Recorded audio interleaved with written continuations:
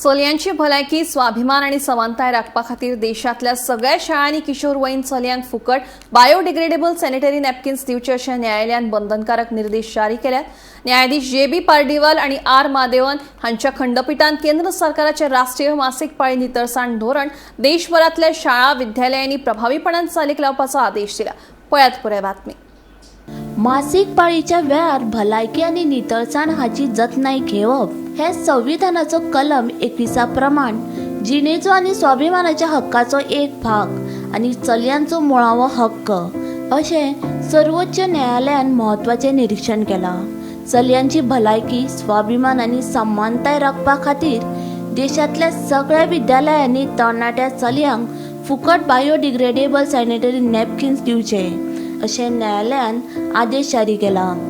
मासीक पाळी संबंधित सामाजिक गैरसमज आणि मुळाव्या सुविधांच्या उणावा लागून चलयांच्या शिक्षण, भलायकी आणि प्रायव्हसीचेर व्हड परिणाम जाता अशें न्यायालयान सांगलें। देखून 6वी ते 12वी वर्गातल्या सगळ्या चलयांक फुकट सॅनिटरी पॅड मेळप गरजेचें आसा।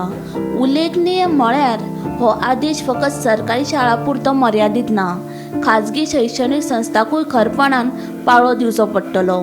चलयां खातीर वेगळे आनी नितळ सुलभ शौचालय आणि फुकट सॅनिटरी पॅडाची सुविधा दिवंक नाशिल्ल्या खाजगी शाळांची मान्यताय रद्द जातली अशी शिटकावणी सर्वोच्च न्यायालयान दिल्या। Bureau report, Gomantak TV.